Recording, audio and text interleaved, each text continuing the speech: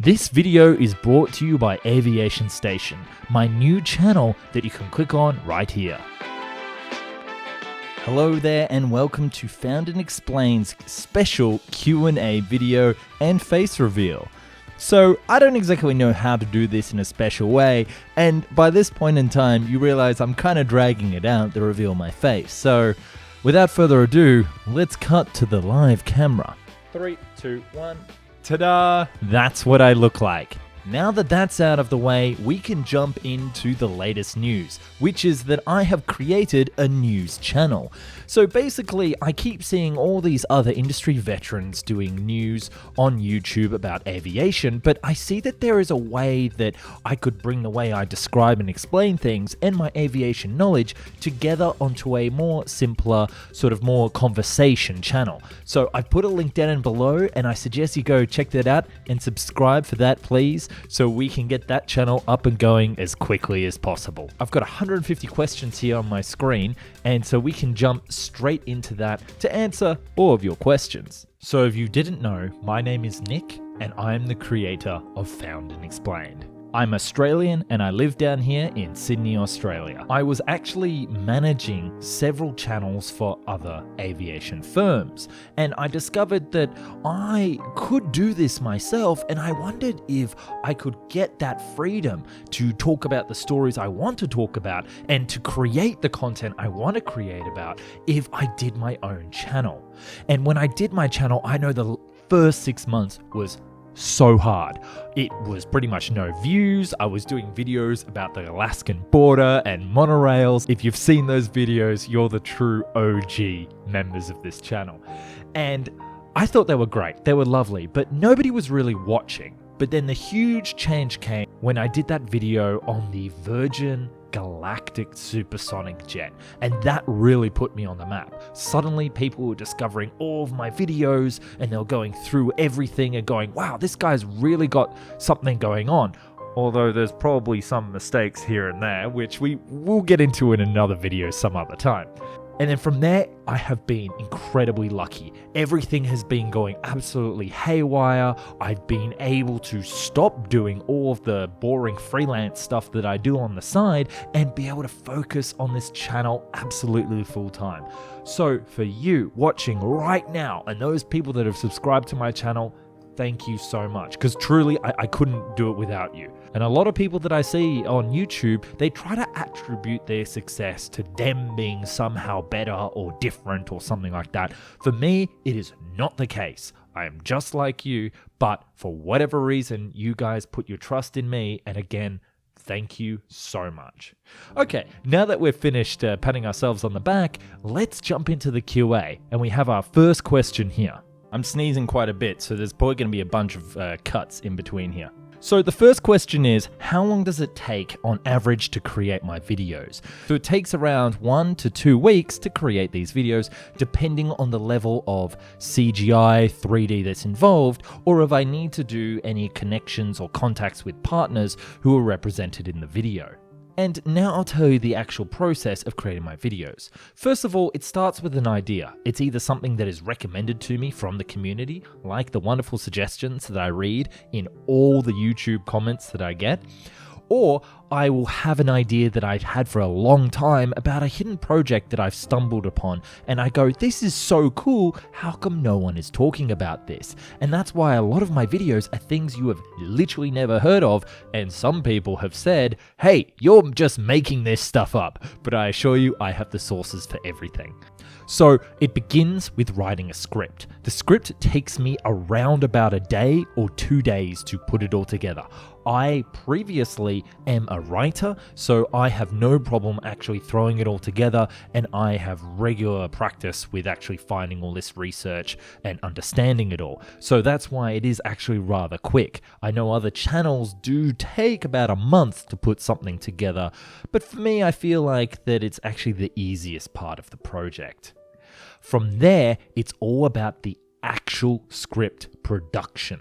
This is the longest and most tedious part of the production, where I sit down and I try to figure out how exactly am I going to show off everything. Am I going to make a 3D model of a rocket taking off into space? Am I just going to use 2D animation? Or am I going to be able to find some crazy hidden footage from Area 51 that best describes what I'm trying to explain? Unfortunately, in recent months, I have relied a little bit too heavily on the 3D side of things that has made me a little bit more sort of tired and worn out. So I think going into the future, I would like to try more creative avenues, perhaps with 2D or stock footage or something else that makes it a little bit easier for me to produce this content.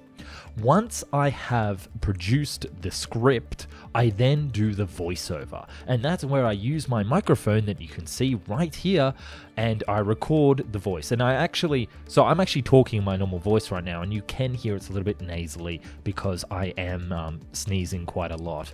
And unfortunately, that does come up in the comments quite a bit, that I am got quite a nasally voice, but I also think that's to do with the compression, because I also use Audacity. I record with this microphone and I do some software tweaks to clean up the voice. So what you're hearing right now is not 100% the exact thing that comes through, but I also do put on a voice. So for example, hello there, this is Nick from Found and Explained. The Boeing 747 is one of the best planes that has ever been made. And I do actually put up the hands when I'm talking, because I find that it allows my energy to come through to the voice and the camera. Otherwise, if you sit there with your crossed arms and you just look angry the whole time and you just do the voice, it's going to sound out, the Boeing 747's a plane. And that's no fun for anybody. So once I've done the voice, I then pass it over to my let's say assistant, my team members. I actually have one person that helps me extensively putting everything together in what is called an offline edit. Basically, they take all the 3D animation that I've created, they take any additional concepts or stock footage we have, and they'll put it together according to the script. Now, I could do all of this myself, but I found that one, it allows me to move on to the next project so I can turn around another video, and two, this other person who has actually asked not to be identified in this video, but you know who you are and you know I can't live without you, they have such a creative mind that they're able to come up with some crazy ideas that are really entertaining and even surprise and delight myself. So first of all, thank you very much.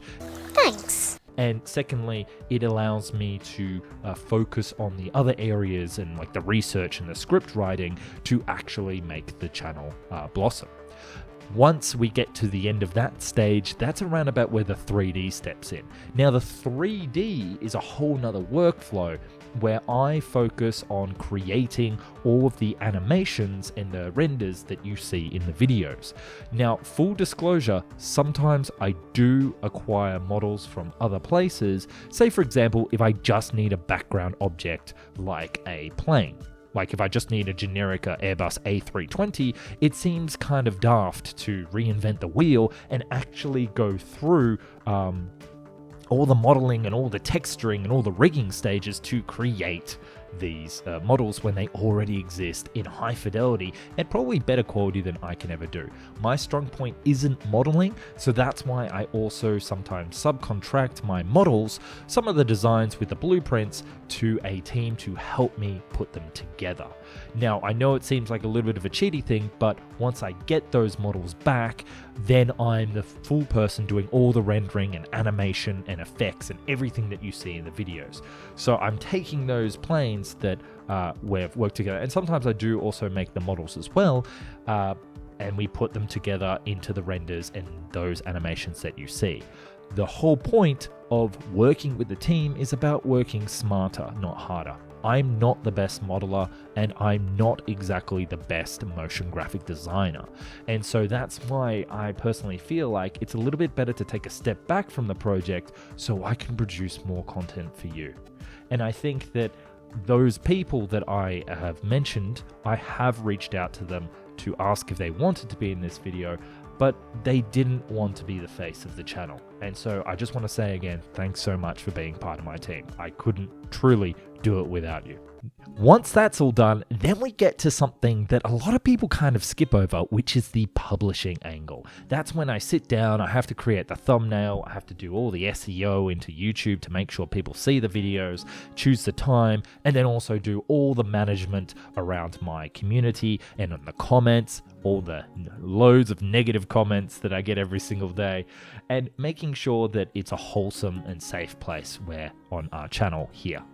And then finally, absolutely finally, about a week or 2 weeks after we started this mammoth project, and this is like 12 to 14 hour days for everybody on the team for like 5 days a week, and I force my team to have weekends. They would just keep working the whole time, which I don't want to do. We finally get to press that publish button and you guys get to see the video. That was a long answer to the first question of this Q&A. So now we're going to speed through the rest because I want to try and get through as many of these as possible. Moving on to the next question from the Doctor. Actually, the Doctor from Doctor Who, that's pretty dope. I'm a big fan of your work, Doctor. When you think of a military airplane, what aircraft immediately comes to mind? And the same for civilian aircraft. Well, if I had to think of a military airplane, I always like to think of the B-2 stealth bomber. I think that plane is really kind of dope. And I think flying wing designs, hint, hint, nudge, nudge about maybe a future video coming out this week, is really quite cool. And that design, we should see that in more like civil applications as well. In fact, actually, maybe that's a great idea for a video. I should do how many passengers on board the B-2. For civil aircraft, I would definitely say the Airbus A380. I can't look away from those double decks, huge interior space, and building something that is just so ridiculously big. What is my favorite airplane from World War II? Okay, so for World War II, I would probably say and I'm gonna absolutely butcher this name, the Messerschmitt 282, the Nazi fighter jet with jet engines. Surprisingly, it was actually under development before World War II really kind of broke out and got under steam. And had the Nazis just figured it all out and had this jet aircraft flying, it would have really changed the course of the war. And I just think that this prototype jet fighter was really quite incredible, and expect to see a historical video about it coming very soon. How was your first animation? My very first animation was the Boeing 7M7, and I gotta say, it is so janky. Like, we should bring this up. Let's bring this up right now. Okay, I'm gonna bring this up. 7M7 Boeing. Let's just see what this looks like. If you haven't seen this video, I highly recommend you go check it out. Wow, it's had 663,000 views. That's incredible. Okay, we'll just skip these ads. Now, you see, I don't even disable the ads on my own channel. I don't get paid for that, but I feel like a bit of a hypocrite if I had the ads disabled for other YouTube creators. Oh, man, that turbulence, it's rocking around a bit. Oh, wow, this is actually pretty good. See, back then, what I would do is I'd actually just do the backgrounds as just a 2D picture. So that's why it comes out so good. But these days, I pretty much do the whole 3D background. So the background itself is 3D. And that's why you can fly through the clouds and everything. I think we have to do a react video to this first thing. So let's just pause that for like another time. And I'll do a react video. I think for the 100K special or something like that. Are you a pilot? No, I'm not a pilot and I have no flight experience. It is something I definitely want to do in the future, but I think that I will probably after this year, I'll go up and I'll start to get my pilot's license. And he also goes on to say, is YouTube enough for me? Yes, I work full-time for Found and Explained. I'm the creator and CEO of this channel and it is my full-time business.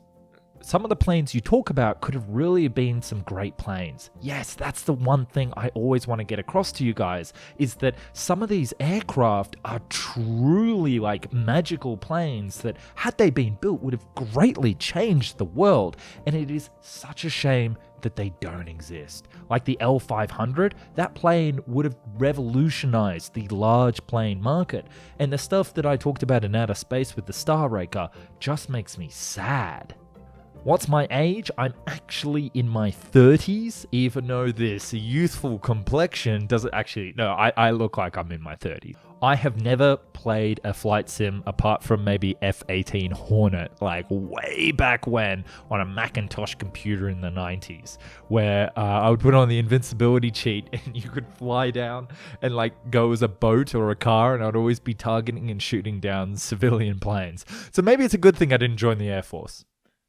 What do I think about turboprops? I think their efficiency and their usefulness in flying to regional centers is incredible, and that we should really see some like turbo liners, planes that use turboprops but are able to fly a lot further and have a much higher fuel capacity, because I think there is a market there for highly efficient planes that are doing like hop on hop off services, especially through regional areas or island destinations. Do I think that one day the CL-1201 will be built? Now, this plane design is obviously a thought experiment, and I believe at the time Lockheed was just like, what is the most insane thing that we could build today? I think there would need to be incredible advancements in structural engineering and material science, like carbon nanotubes, as well as energy production to produce such an aircraft. However, when a missile can just shoot down such a large plane, it kind of makes it a little bit unsensical why we would ever build such a huge thing, unless it was like a carrier for drones or some sort of vast moving military base like an aircraft carrier is today. If someone asked me to be a pilot though tomorrow and said, would you like to fly, say, for example, Qantas international routes, and I had the experience and know how to do it, I would do it in a heartbeat. I've always felt that being an airliner pilot was that other career of a road not taken. Can I do a video on the Antarctica snow cruiser? Yes, I will do a video on that very soon. What's my favorite comfort food? My favorite food is a chicken parmigiana or some sort of chicken schnitzel lathered in mushroom sauce or something like that. And my favorite dessert would have to be some sort of chocolate lava cake. When or why did I start animating? That's a great question. I actually did this because I was trying to find better ways to communicate things, especially with concepts and aircraft that you don't actually normally see or there's no footage of. And I discovered that like you just create the footage and then people just got what you meant and it was entertaining. And then I didn't have to start, kind of borrowing other people's footage, which is a big no-no in the creative community. The models themselves can take up to 2 to 3 weeks to create. What are some tips and tricks for 3D animation, especially when creating my animations? Well, there are several different tricks. I definitely try to avoid using ray tracing where possible. I try to use the built-in renderer for Blender, which is called Eevee. It's kind of like computer game rendering, how you can create animations by faking things, so it doesn't have proper reflections, and that saves a lot of time because I am just rendering everything on my laptop. Is there a future of double-deck aircraft? Probably not right now. There may still be a future in trunk routes, but I prefer people flying point to point, so an A380 or a 747 is simply just too large for these either small airports or the lack of people that really want to go there. And can the 747 and A380 fly on 2 engines? I believe they can land on 2 engines, and the 747 is probably more able to than the A380. I definitely know that they can't fly on 1 engine. That 2 engines, they could probably just hop to the nearest. They could probably just drag themselves to the nearest airport. Where do I get a lot of my information? I get it from a variety of sources, and I generally start with Wikipedia, and then I go down into the references to discover that more information. I also do need to mention my friend Scott from Aerospace Projects Review, and as well as airliners.net and Secret Projects. All 3 of these websites, especially Aerospace Projects Review, have so much detail about long-lost projects that you have never heard of. And without their hard work and sometimes decades of research, I wouldn't be able to create or find many of these projects. So if you have any time at all, I highly recommend that you go quick on this website right now and just get lost in that world of crazy projects. I could never cover them all, and I don't think that I should, and there are some there that are way more interesting than any of the videos can show. When do I think that the Boeing 797 will come to life? Well, do you know what's fascinating? I was at the Paris Air Show in 2019, and we definitely knew that they were going to announce the 797 there.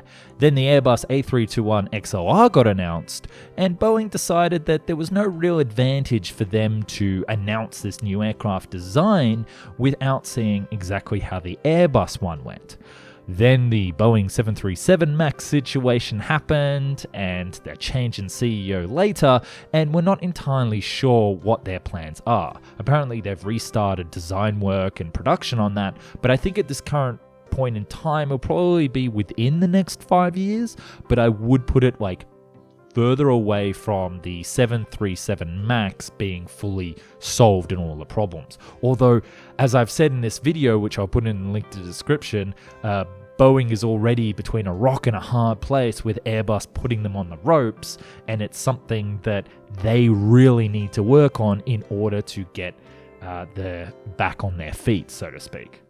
What is my favorite aircraft that I've covered? Now that's like asking to choose a favorite child, and I feel like that's a little bit unfair. However, favorite aircraft would probably have to be the Convair submerging seaplane. I think a plane design that is able to go underwater and go for a swim and then fire torpedoes and then resurface is just insane. And I think it's something that I wish I had more plane designs like this to cover, or there was more development put into it. It's only an 8-minute long video, but I wish it was half an hour.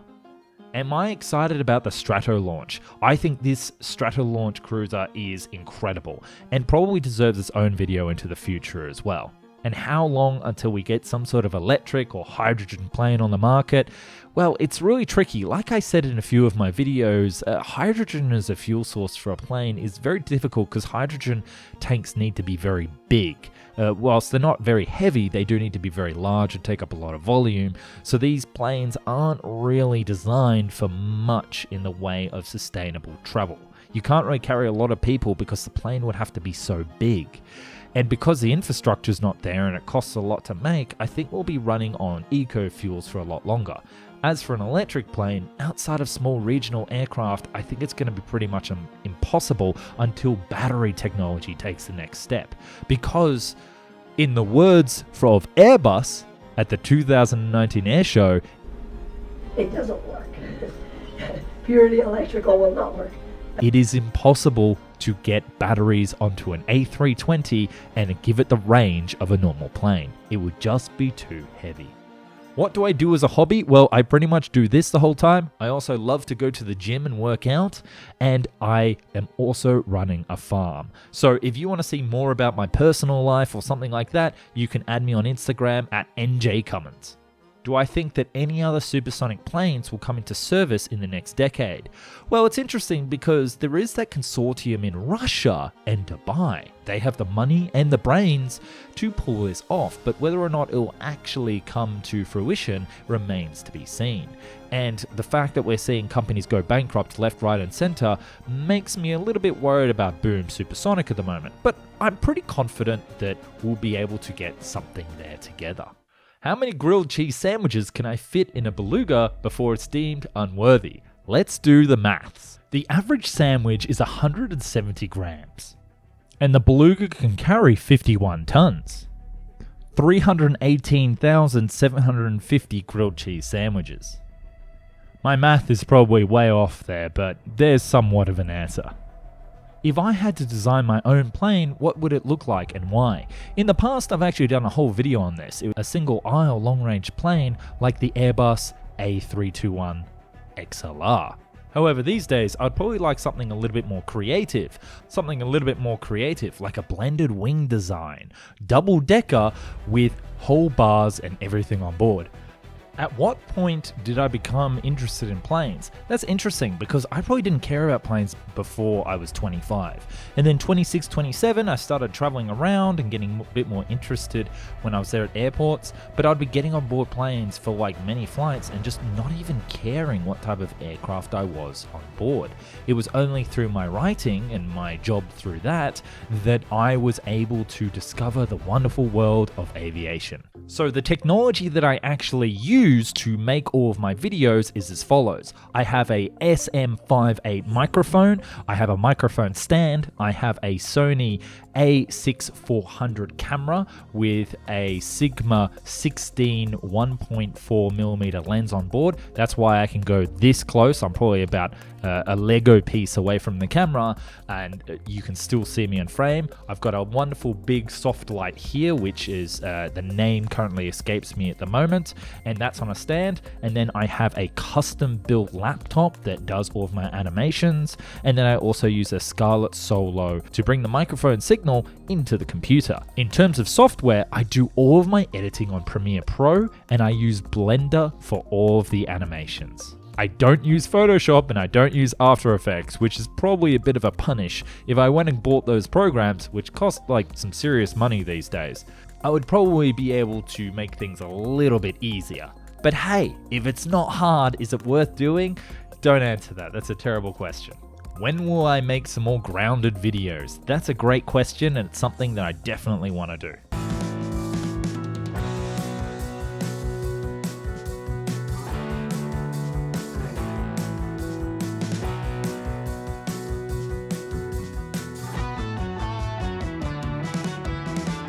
Do I prefer the 787-8, -9 or -10? I'd probably say that the -8 sort of tickles me a bit funny because it's like the mini Dreamliner. Does Lockheed Martin or Hawker Siddeley Trijet ever make a comeback? Now, this is always interesting in my perspective because I've always wondered why Lockheed Martin got out of the airliner game. I understand the economical factors and that military contracts actually pay a lot better, but I do find it interesting that they could have technically made a small regional jet and sold quite well. Because now we know about the Boeing 737 becoming such a bestseller, it's a little bit surprising that Lockheed Martin never made that leap themselves. And it's something I think I've got to do some research and create a video about. What is the best aircraft? Like ever? I guess I'd say the Wright Flyer because it was the first one. What technology will succeed fossil fuel aviation? Fuel is one of the densest energies available. What we need is another energy that's just as dense, such as some sort of large battery that can discharge the required amount of energy to make air flight possible. Unfortunately, jet fuel is probably the best one we have at the moment, but perhaps in the future there'll be some sort of more economical or battery or perhaps even some futuristic power generation like a fusion generator that could do it. Which is the best plane manufacturer? I'm not going to answer that because half my channel loves Boeing, the other half loves Airbus, and a small 1% is from China, so I'm not going to choose any of those, but you can have a guess down in the comments. What genre of music do I like? I really like the sort of epic or movie soundtracks or something like that where it's kind of uplifting and takes you away. Or if I'm just trying to jam in the gym, I'll listen to the most popular music or whatever's on. Why don't I name my channel Ketchup? Honestly, it's a brilliant idea and I wish I thought of it sooner.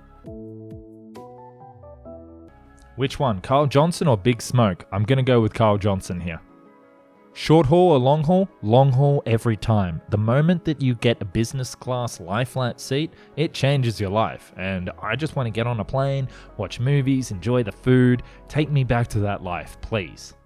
Okay, this one's a bit tricky, but if a planer could plane planes, how many planes would a planer plane in plain sight? I don't have an answer for this one, but I just wanted to say it out loud. That is a fun run-on sentence. What is my favorite airline from a less economically developed region? I would probably say it's something like iBomb Air. It's an airline that is run by a state, not by a country, which I think is a very creative and intelligent idea to boost the economics of that region when you're lacking federal support. It's kind of like if Texas made an airline, and you kind of wonder, why aren't we doing that? That would be brilliant.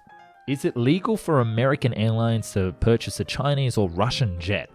It gets a little bit complicated because it all falls down to the FAA and whether or not that jet is allowed to operate within US airspace. The thing is, American Airlines aircraft are going to be maintained in America. There'll be American engineers working on these aircraft, so they'll be completely safe to fly. However, whether or not they'll be approved by the FAA in the first place is another question. We do know that Mexican airline Interjet was operating the SSJ-100 for a period of time, and they were allowed to fly throughout Mexico. But I think how Airbus and Boeing have such a strong grip on the market, even Canada's Bombardier had trouble getting into the market, and they're Canadian, so I don't really know the odds of either a Russian or Chinese aircraft coming in. Although those Chinese aircraft are going to be very cheap to buy. Will I ever do a face reveal? What's my favorite YouTube channel outside of aviation? Well, I must say it's actually this person called $2.20. He does incredible city building, and it's the most relaxed channel I've ever seen. He's making these vast modeled cities in city skylines. And I think that that's the type of relaxation that I need after a long and hard day. So definitely go check out his channel. So my channel was originally called Aviation Station, but due to some politics, I had to change it to Found and Explained, and I've actually now created Aviation Station again, which you can click on in the description. So I highly suggest you jump over to that and see it. What is my favorite airline? I've got to say I love Qantas, but that's me being biased. What is my favorite airline outside of Australia? I'm going to have to say Air Baltic. I think their fleet of Airbus A220s is incredible, and I've met the CEO personally, and he is seriously the coolest guy. So if you ever get a chance and you're in Europe, fly on Air Baltic.